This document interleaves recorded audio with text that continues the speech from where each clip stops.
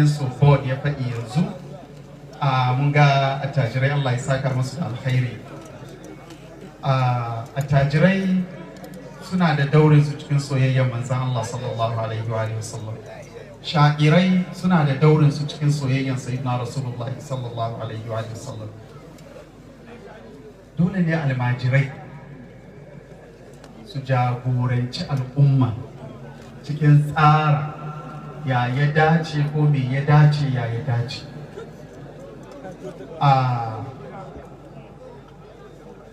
Lallai abubuwan da muka gani a wannan wajen abubuwan faranta zuciya ne na dukkan masoyin manzan Allah sallallahu alaihi wa sallam. Habbada da ina cikin kwamitin shirya maulidin nan da washe gari gobe duk abin da aka kashe don taron nan da wanda aka babbayar na motoci sai mun ƙara takura su Alhaji Nasiru dan Tata sun ƙara fito da irin wannan kuɗin mun kewaye asibitocin garin Kano. Akwai marasu lafiya masoya manzan Allah sallallahu alaihi wa sallam suna can kwance wasunsu suna buƙatar naira 1,000 ko 2,000 domin ceton rayuwarsu. Kewaya da niyyar maulidin manzan Allah sallallahu alaihi wa sallam mu hidimta musu, mu taimake su, mu ceci rayuwarsu da irin abin da muke wannan hidiman a wannan wajen. Kuma a wannan taron alhazan nan in muka matsa musu sunan nan Bacirawa ko to na tabbata ba maraya a Bacirawa da zai zama maraya, domin akalla a wajen nan za a iya ba da scholarship 500 ko 1000 dan annabi Muhammad. Da dukkan yaron da aka ce iyayensa sun koma ga Allah a wannan unguwa zai wuce to in an zo maulidi baɗi duk wani yaro da iyayensa suka koma ga Allah baya da yanda zai yi karatu ba za mu bar shi ya tashi ya zama dan daba ba za mu bar shi ya tashi ba mai kula da shi ba. Manzon Allah sallallahu alaihi wasallam abin da ya gaya mana ana wa kafirul yatimaini ka hataini. Manzon Allah nan sallallahu alaihi wasallam ɗan uwa ba wai kai waka kai shafahu kai jazba ko kai yabo ko kai salati ka zauna ka kwana salati duk ba wannan bane ta'abirin soyayyar manzon Allah. Ta'abirin soyayyar manzon Allah sallallahu alaihi wasallam shine kai zi ma'anin manzon Allah a cikin rayuwa. Menene ma'anin manzon Allah? Karamci, tausayi, jinkai, son dukkan musulmai, son yada alkhairi. Ya za mu yi mu sauke waɗannan ma'anona cikin halittar Allah subhanahu wa ta'ala? Ya za mu yi wannan abubuwan su ne manzan Allah? In na ce ina son manzan Allah, ina son manzan Allah, zan ba da misali yadda mutane za su gane walillahi al-masalul a'la. Idan aka ce ga gida mai kyau, gida ya kai gida irin na Alhaji Sadiq dan gaske, ai gidan ya yi kyau ne da particles ɗinsa. Kila fentin gidan mai kyau ne, fitilan gidan mai kyau ne, rufin gidan mai kyau ne, wata wasu abubuwa ne suka haɗu sai aka ce gidan mai kyau. To haka janabin manzan Allah sallallahu alaihi wa alihi wa sallama, idan aka ce manzan Allah ibara ne an af'alin wa ahwalin wa sifatin wa zatin. Saboda haka idan ka ce kana son manzan Allah sallallahu alaihi wasallam ma'ana kana son wannan ayyukan na manzan Allah sallallahu alaihi wasallam, ma'ana kana son wannan halayen na manzan Allah sallallahu alaihi wasallam, ma'ana kana son wannan sifofin na manzan Allah sallallahu alaihi wasallam. Dole ne duk inda ka gansu, ina jin wasu suna jin daɗi a ce na'am a babin jazba kyale kowa ka kama manzan Allah. Shehu mu Shehu Ibrahim radiyallahu anhu ya ce fa dan aka mahbuban siwa wa hahu, kabar kowane masoyi in ba manzan Allah ba ka rike annabi Muhammad sallallahu alaihi wa sallam. Na'am haka ne, wannan babin hali ne, babin hali an shiga hali irin halin da Nana Aisha radiyallahu anha ta shiga ko sayyidina Abubakar ya ce tashi ki gode manzan Allah, ta ce la ahmadu ahadan illa Allah. Wannan hali ne, amma a hakika menene ina manzan Allah sallallahu alaihi wasallam? Ina yake manzan Allah sallallahu alaihi wasallam? Yana nan a cikin mu dinnan, a cikin halittar Allah. Abinda nake nufi halayen manzan Allah sallallahu alaihi wasallam suna nan a cikin mu. ayyukan manzan Allah sallama suna nan a cikinmu. In kaga aikin manzan Allah tare da wani sai ka so wannan wani ba domin shi wani ba, shi kam ai kashi da fata da ruwa ne. A don wannan aikin na manzan Allah sallallahu alaihi wa sallama ka gani tare da shi sai ka so shi saboda wannan aikin. In ka ga sifan manzan Allah sallallahu alaihi wa sallama, tausayi, karamci, kyauta tare da wani bawan Allah, sai ka so wannan bawan Allah, amma ainihin abin da kake so manzan Allah sallallahu alaihi wa sallama kake so ta cikin wannan bawan Allah. Kamar Allah subhanahu wa ta'ala ya ce ma bawa na abdi, na yi rashin lafiya baka zo gaishe ni ba, na yi tsiraici baka tufatar da ni ba, na ji yunwa baka ciyar da ni ba. Allah ne yake magana. Me Allah yake nuna mana? Sai ya ce bawa na wani ya yi rashin lafiya. Ina yawan gaya wa 'yan uwa, idan Allah subhanahu wa ta'ala ya ce man dalladhi yuqridu Allah qardan hasana, wa zai baiwa Allah rance? Me kake yi? Zuwa kake yi ka fara bincike ina account din Allah, ka fara karanta Qur'ani kana neman account din Allah ka saka? Me kake yi? Kana zuwa ka nemi bawan Allah, sai ka bashi dan Allah, sai ya zama ka baiwa Allah. Sura ta ɗan uwa, soyayyar manzan Allah sallallahu alaihi wasallama wanda za ta sa kullum ka rika ganin manzan Allah sallallahu alaihi wasallama a mafarki ko a diddai abinda Allah ya nufe ka da shi. Soyayyar manzan Allah sallallahu alaihi wasallama wanda za ta sa tafakkurinka ya tsaya bayan motsi kullum cikin manzan Allah sallallahu alaihi wasallama. Wallahi bai kai soyayyar manzan Allah sallallahu alaihi wasallama wanda zai sa ka miƙa alkhairi zuwa ga bawan Allah dan manzan Allah ba.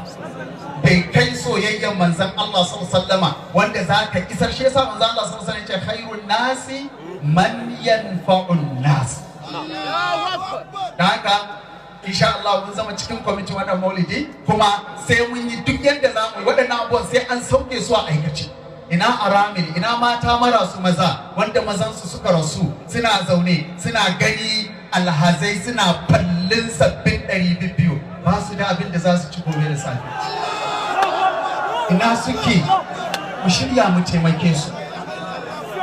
Ina marayu a unguwarmu? In aka ce ana wannan maulidin to unguwar ta shaida yau ana wannan maulidin. Kowane gida mu sa envelope naira 2,000 wanda muka san ba su da shi, ba su da abin da za su ci, mu aika musu dan manzan Allah sallallahu alaihi wasallama. Ranan su san cewa yau fa an shigar masu da farin ciki saboda annabi Muhammad sallallahu alaihi wasallama. Haƙƙin makwabci ba wasa bane, haƙƙin makwabci ba wasa bane. Mu muhimmanta haƙƙin makwabta, mu kyautata musu. Akwai manyan malamai a zaune a wannan bigire mai albarka. Na so a ci domin tun da zan zo nake ta tunani wani maudu'i ya dace da wannan bigiren. To na san maudu'i wani bigire ne na masoya manzon Allah, babu kokonto cikin wannan. Me ya dace da wajen? Sai na ga cewa abin da ya fi kamata mu zo mu yi bayanin menene soyayyen manzon Allah sallallahu alaihi wasallam, yaya ake. In an yadda mu ne almajiran, wajen mu za a dawo ga wannan. Idan ana neman dala, ana neman kuɗi, ba wanda zai neme ni, zai nemi Alhaji Sadiq dan gaske, saboda wajensa za a sami wannan. In ana maganar kyautar kujerun hajji da motoci saboda an ji daɗi dan manzan Allah, wajensu za a ji.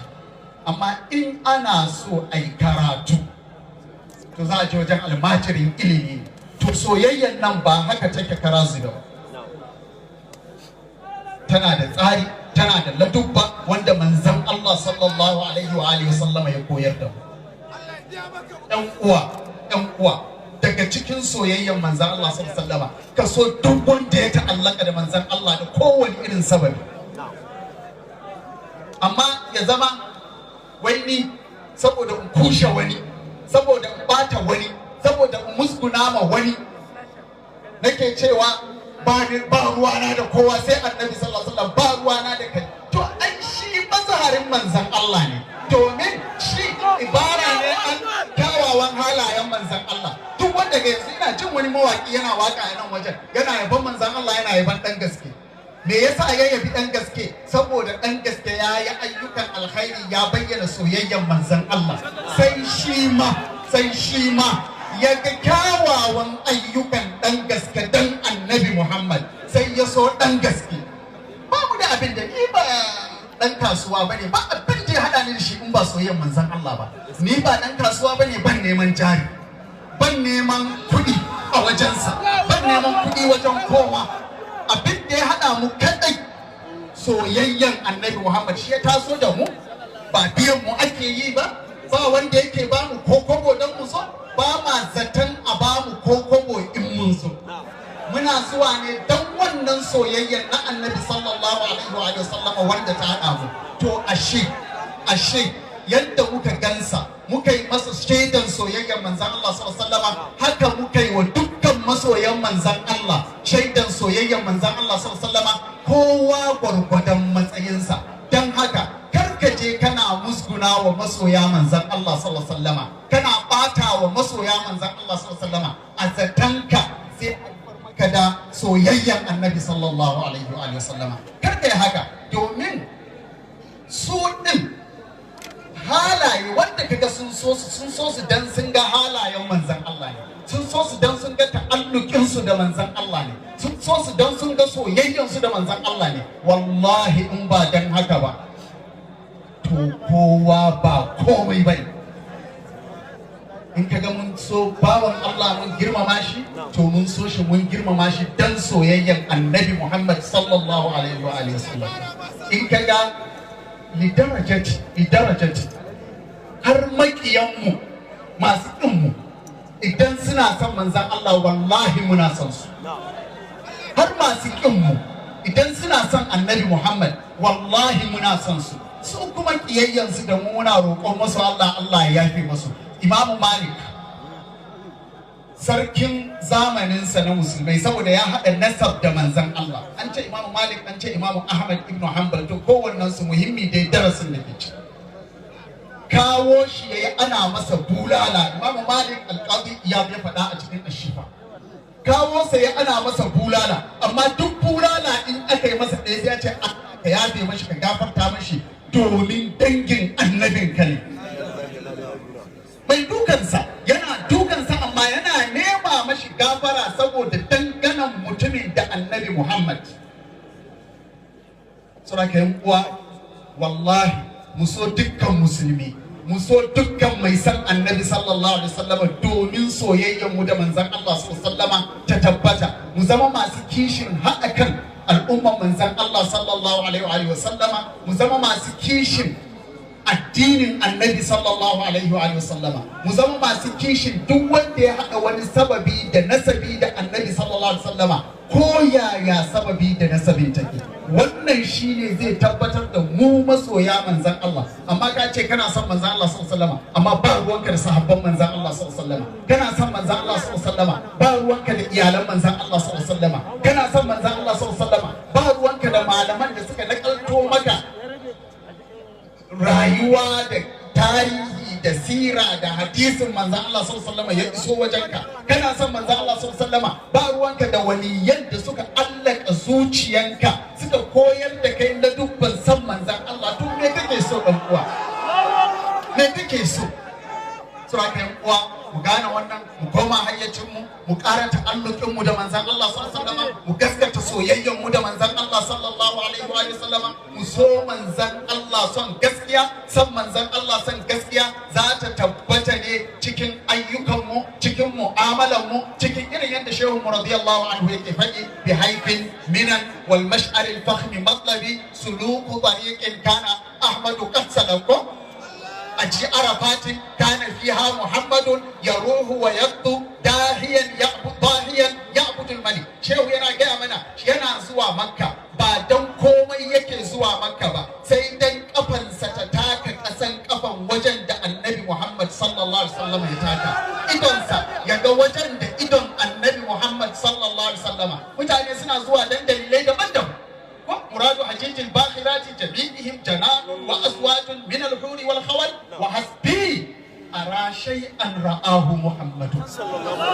anzila ardan ko wa anzilu ardan halla fiha ko kana fiha wa zabatan abin da yake kai ne kawai a ce yau na ga wajen da idan annabi ya gani na sa kafafuna a wajen da kafafun manzon Allah sallallahu alaihi wasallam ya taka wannan shi yake sa na niki gari na je aikin hajji na je Makka shi yasa shi shehu a wurinsa har jirgin ruwan da take kai shi garin annabi sa ta yake yi cikin hizbinsa yana mata addu'a jirgin ruwa sa ta yake yi cikin wuridinsa yana wuridi yana mata addu'a wa qallahu sunnan ballagatni biladahu bi ami fadat annuqu har me shayin hanyar garin annabi sallallahu alaihi wa alihi wa sallama a wajen shehu babban mutum ne da ya cancanci girmamawa da ya shi ma sha'ira ne min sha'irin lahi da ya kamata a girmama shi don mene don mai shayin hanyar garin annabi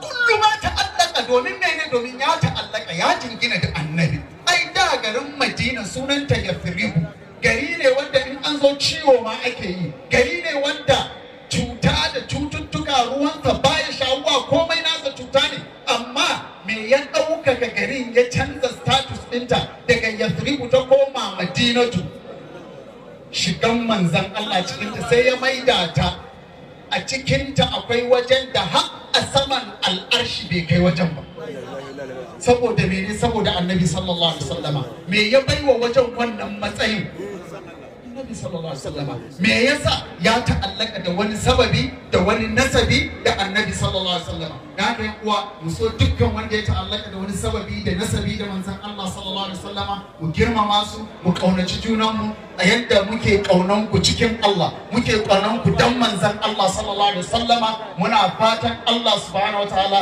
ya mana shaidan wannan soyayya muna fatan Allah subhanahu wataala ya dauke mana bala'o'i da suka dami al'umma damuwar duk da al'umman manzan Allah sallallahu alaihi wasallam suke ciki muna fata Allah subhanahu wataala ya dauke mana alfarman manzan Allah sallallahu alaihi wa sallama Allah ya maida al'umman manzan Allah sallallahu alaihi wasallam abinda manzan Allah zai alfahari da su mu tashi daga guza'un ka guza'i sai mu zama abinda addinin musulunci annabi sallallahu alaihi wasallama zai alfahari da shi a matsayin su na al'umma madaukakiya al'umma mai taimakon juna al'umma mai tausayin juna al'umma mai isar da taimakon ta zuwa ga juna ko dai mu ce mai sauke ma'anonan manzon Allah sallallahu alaihi wasallam a cikin junansu wassalamu alaikum wa rahmatullahi wa barakatuh